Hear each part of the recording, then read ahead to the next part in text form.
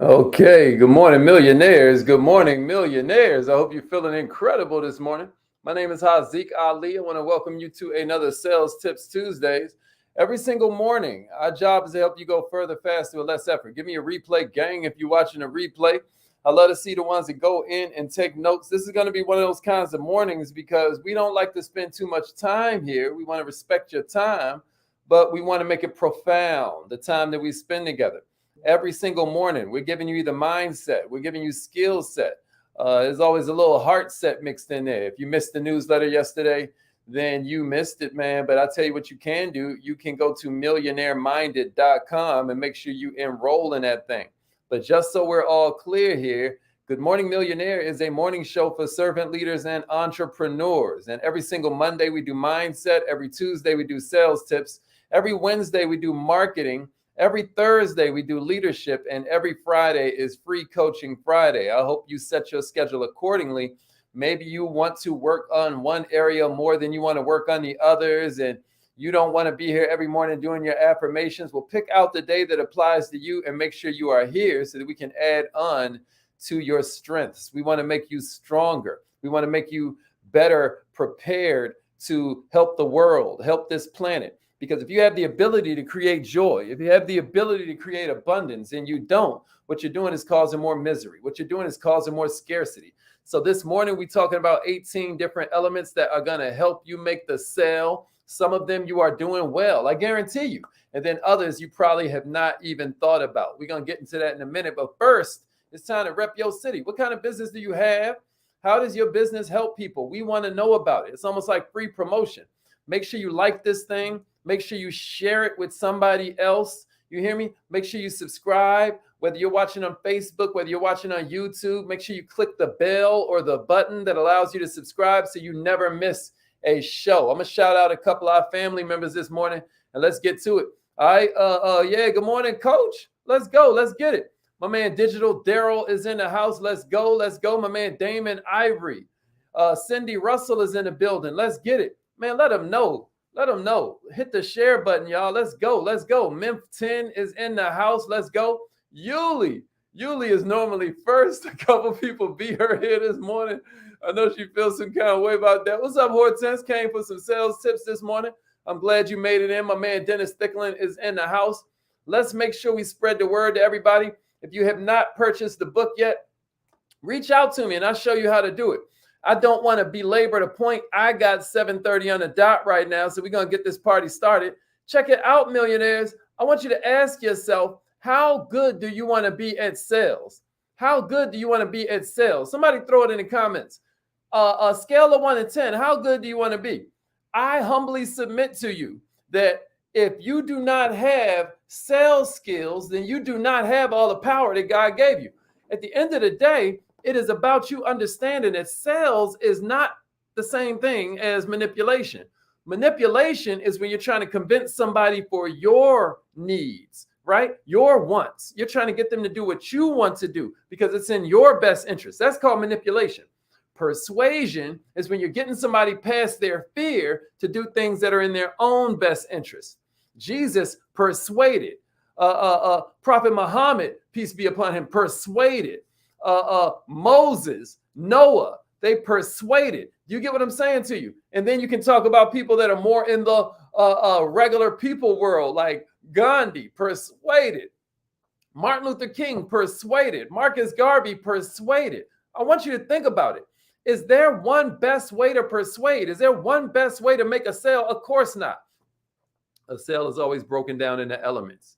And each kind of salesperson is going to execute each of these elements I'm about to give you in a different way. Some are great at it. Some don't even know that the elements exist. You know, both are completely expected. But what I got for you this morning is about 18 different elements that make up a sale. These aren't all encompassing by any means, but there are enough here to help you improve if that's what you want to do. Your key, though, is not just knowing these elements, because I know, you know, we're all geniuses. We all know everything already. Not y'all, because y'all wouldn't be here if you felt that way. I'm kind of making a joke. But the bottom line is that there's a difference between knowledge and wisdom. Knowledge is knowing what to do. Wisdom is knowing what to do and doing it. Your skill at executing or implementing these elements is what's going to be the big separator. Don't be listening to this and saying, yeah, I already know that. What I want you to ask yourself is, do I do that? And to what degree of competency do I execute this element on a scale of 1 to 10? That's your big test this morning. All right. So here are 18 of them. I'm going to give them to you. I want you to jot them down. You'll probably need to watch this replay. I'm not going to go really slow. I'm going to make sure. Come on, Chanel. That's what I'm looking for. That's what I'm looking for. They say when a student is ready, the teacher will appear. So Chanel, I'm talking to you specifically, Queen. I want you to listen to these elements right here. And then I want you to let me know how you feel on a scale of 1 to 10 for each of these. You ready, Queen? All right, here we go. Here's the first one, y'all. Know the prospect and know his business before you even say a word. Know the prospect and know their business before you even say a word. How many of us, scale of 1 to 10, 10 being I do that every single time, can say that they walk in here, they know the prospect, they've looked at their social media, they've studied what they're on, what kind of jokes they like, what their family pictures are looking like. You say they may not own a business. Do they have a family? Because guess what? That's their business. Where do they work? Guess what? That's their business. What do you know about this person before you walk in? Your goal is to walk in with knowledge and then get more information. That's number one. Everybody with me? Give yourself a grade on that. Scale of 1 to 10, with 10 being the top. With 10 being the top. Let's get it. Here's the second one, y'all. How often are you sure you're talking to the final decision maker? How often are you sure you're talking to the final decision maker? This is going to help you. Why are you wasting your breath talking to gatekeepers, right? And here's the other thing, y'all. You should never let others tell others, right? If you can't present to the final decision maker, you're about to fall victim to the telephone game, where you whisper one thing in this person's ear, and then by the time it gets all the way around the circle, it's a whole different message. What we're saying is, make sure you're in the room when the final decision is made. And we give you all kinds of techniques to do that. One of my favorite, if I'm talking to a husband and I know they're going to need to run it past their wife, I'll say, who else would this decision affect? Is there anybody else who needs to participate in this decision? I'm going to ask them the question flat out so that I can make sure that they're hearing it from me. I don't want you to tell them. I don't want others to tell others. I want to be the source of the information. I want to make sure that I'm really clear with my communication about how this will help their needs. Because if I'm talking to this person about how it helps their needs, I'm doing pretty good until it's time for them to relate it to their spouse. It's time for them to relate it to the manager or the decision maker. And then if they're really good, they still can only share the parts that I talked to them about that had to do with their particular needs. Listen to me. If I'm talking to the husband and his main deal is providing for his family from a financial perspective, and then he tries to relay this to his wife, and her main responsibility is taking care of the family and nurturing the children, I'm going to talk two different ways to them if I had the chance to talk to both of them, right? If I'm selling a car and I'm talking to him and his main thing is the finances, maybe I'm talking about the gas mileage. But if I'm talking to her and her main thing is making sure the children are safe, maybe I'm talking about the safety modifications and the safety ratings of this vehicle. You get what I'm saying? But what I need to do is make sure they're both in the room, because if I'm just talking to him, he's going to talk to her about how it's going to help them financially, and it's not going to hit her the same. Am I making sense, y'all? All right, I'm going to move on. Scale of 1 to 10, how good are you at making sure you include the decision makers? Here's the third one. Approach the prospect with friendly confidence. Approach the prospect with friendly confidence. How good are you at that, y'all? How good are you at that? This is really important. This is really important. Why? Because people buy from friends, not salespeople. People buy from friends, not salespeople. People buy from people who have gained their confidence. Am I making sense? Am I making sense? Scale of 1 to 10, how good are you at that? Number 4, know the prospect's true needs. This is the fourth element of making a sale. Know their true needs and wants. So what does that mean? I just talked about this with a bunch of my mentees last night, right? You got to ask more questions. If you're a summer personality, You know, you're a socializer. That means you like to talk. You're a master conversationalist. But that may be just in your mind, because a true conversationalist is making sure they do all the talking. You got two eyes, you got two ears, and you only got one mouth. You got to do the math. That means you should be watching and listening twice as much as you're talking. Millionaires, do you know their true needs? Now, I know what you think you can help them with, but do they even consider that a problem? This is why you want to ask questions. Somebody give me this in the comments. I ain't had you type much, but give me this in the comments, and then please share this. Questions are the answer. Come on, y'all. Questions are the answer. Dr. Marilyn, can you type that in and then share it for me? Katrisa, can you type that in and then share it for me, Queen? Somebody get that to me. Questions are the answer. And then share this on your timeline. Share this with another entrepreneur, Keisha. Questions are the answer. Give it to me. Come on, Shawanda. Can you share this for me, Queen? Questions are the answer. Millionaires, if you learn to be a master asker, it's going to change your bank account. Question first, talk second. Without knowing needs and wants, ain't no way to make a good presentation. I don't care how good you are. If you don't know what they actually need, you're going to be wasting your time a lot of the time. Am I making sense, y'all? Here's number 5. Here's number 5. You ready? You ready? Make sure they're paying attention. Now, this sounds simple, but this is an element a lot of people miss. You done gave them the brochure, so while you talking, they're reading through the brochure. Take away all this stuff they can fidget with. If you want maximum advantage, then what you want to do is hold the meeting somewhere outside their office, maybe even outside your office. We talked about the 6 levels of communication. If you're millionaire minded, you know the first level of communication is a text message. You know the second level of communication is a video. You know the third level of communication is a phone call. You know the fourth level is FaceTime or some kind of video call. You know the fifth level is meeting up. And then you know level 6, the top of the pops, baby, is when you meet up and break bread. The higher the level of communication, the higher the level of influence you'll have, the higher the level of rapport you'll create. And you've got to keep that in mind, because if you want to make sure that they are paying attention, you want to raise the level of communication that you're using. I hope I'm making sense. Here's number 6, y'all. So scale of 1 to 10, rank yourself on number 5. Rank yourself on number 5. I'm going to move on to number 6 right now. Make the prospect feel important. Make the prospect feel important. Make the prospect feel important. Yeah, Jamal, we glad you made it in, King. You know, better late than never. Never late is better. You know what I'm saying? But glad you're here, baby. All right, check it out. Number 6, make the prospect feel important. Sincere compliments. It's an art. It's an art form. Just don't be telling them something because it sounds good. What is a sincere compliment you can give them?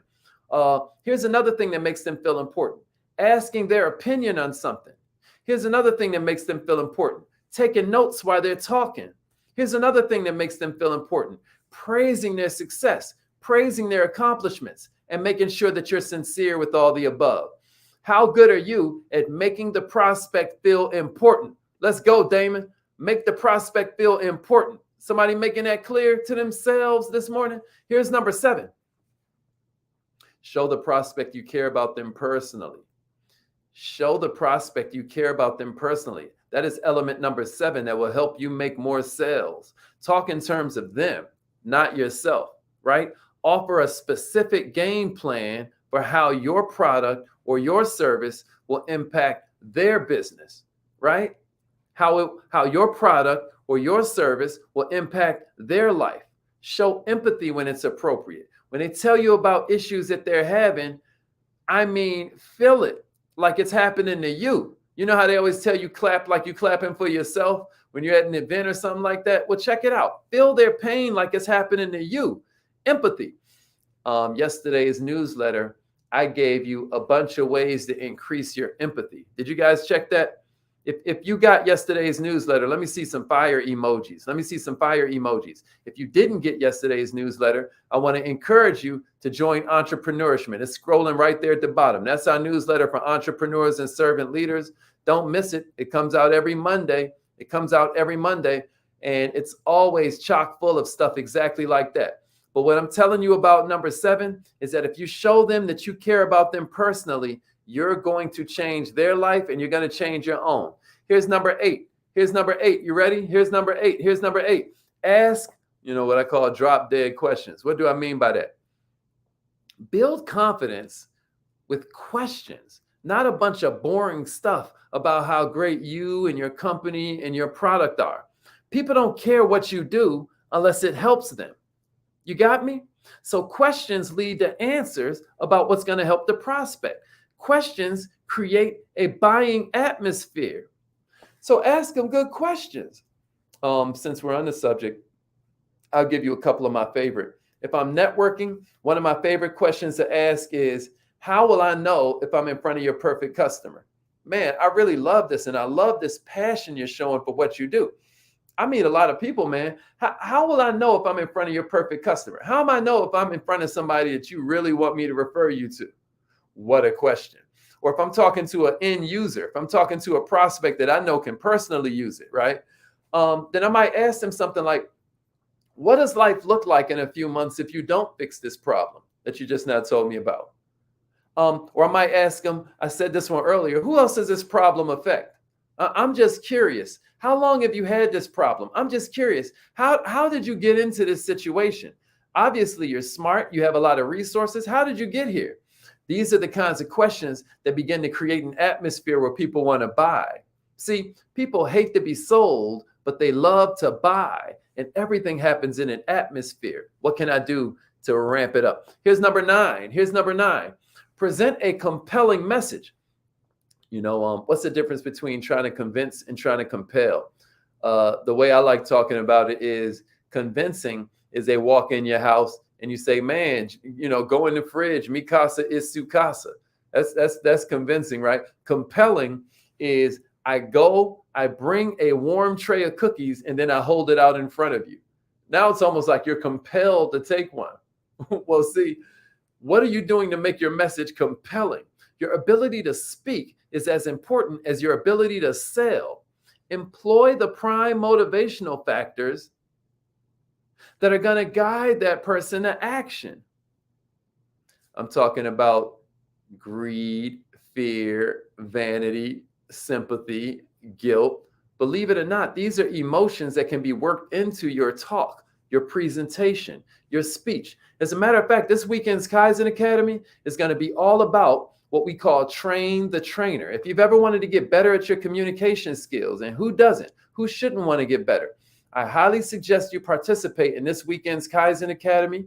If you're interested in participating with us, reach out to me with the word Kaizen or reach out to me with the word communication, and I'll make sure you get the link so that you can join us.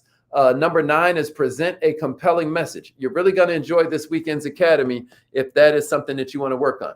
Here's number 10. This is also going to help. This weekend's academy is also going to help you with number 10. Check it out.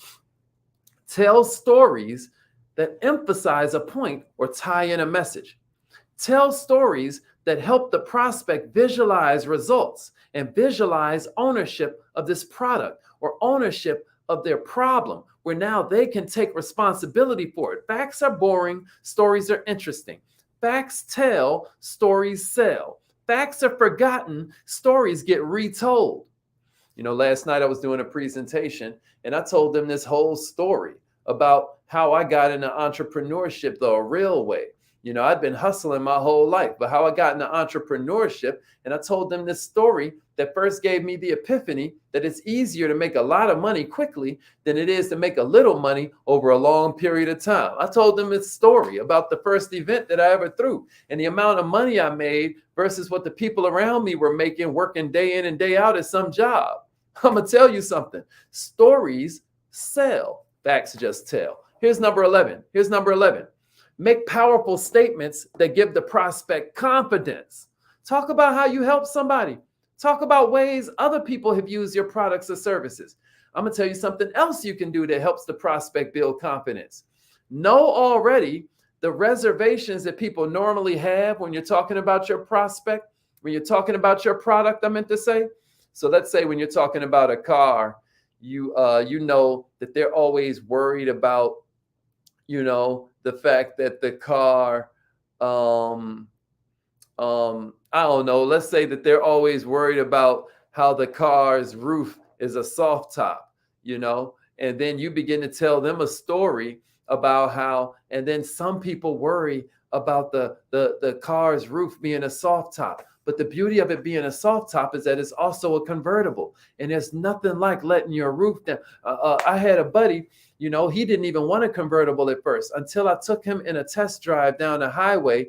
He felt that wind blowing through the car. He felt like he was flying, but the look on his wife's face told the tale, right? The look on his wife's face made him, it was just amazing. So the point that I'm saying to you is that now that I've put this story in his head that helps him see how somebody else that felt the same way he felt ended up getting over it, it changed everything for him. Here's number 12, y'all. And I kind of just now went over this a little bit, but you can overcome objections and you can overcome these statements of doubt with questions instead of statements.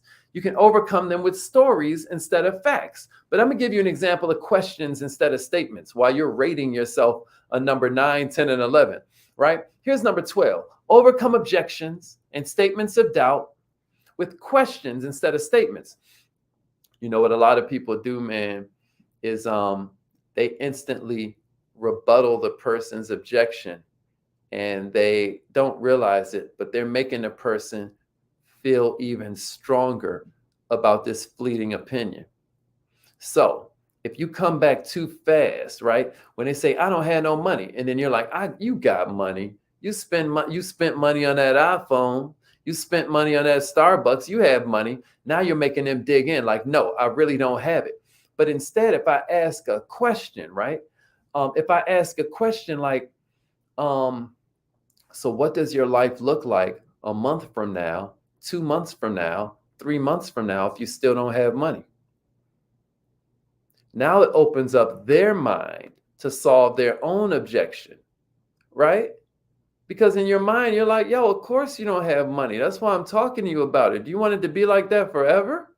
Right? And sometimes I might say that because that's much different from me fighting them on their objection. I'm agreeing with their objection at that point. You got me? And I'm going to do a whole training on closing. I'm going to do it for free just to help everybody out. But what I want you to understand is that one of the most powerful things you can do with an objection is agree with it. Because the minute you put up a brick wall to their objection, you're calling them stupid. And now they're going to dig in, never buy from you. Now they don't like you. And now you're going to make the lie true. They were lying when they said they don't have money. And that's what you was trying to communicate. But by telling them they're lying, you're going to lose them every time. Here's number 13. You ready? Here's number 13 out of 18. Check it out. Look for signals of trust. Look for signals of trust.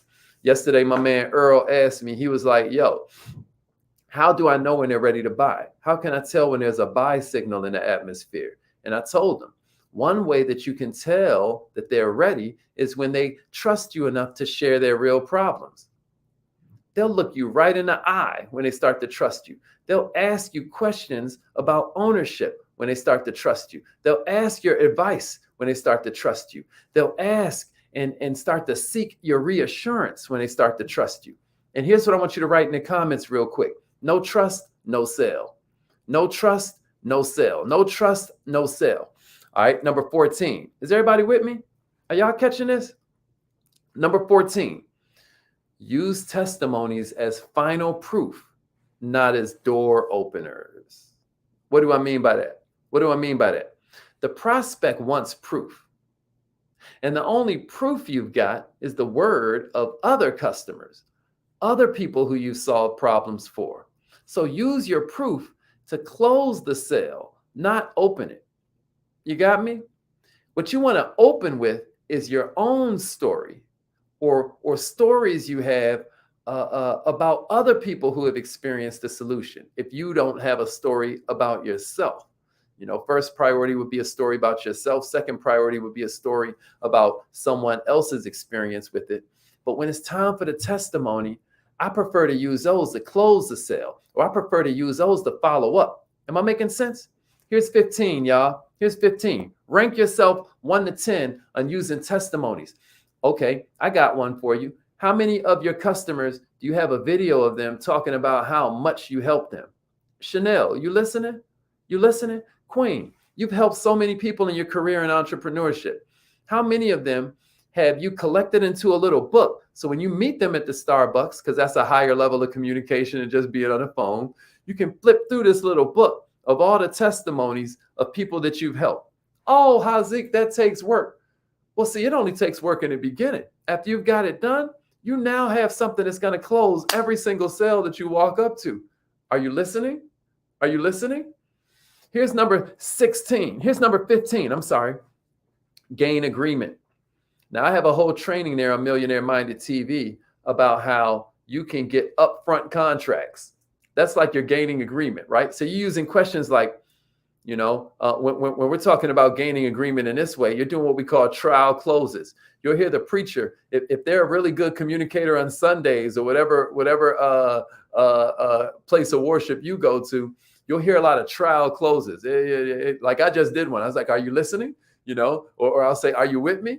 I say, y'all getting this, right? And that's kind of like a subliminal thing, because I'm like, are you getting this? If I'm selling something, because I'm literally asking, are you getting this, right? but you can say like, hey, do you see what I mean? Do you see how this fits your business?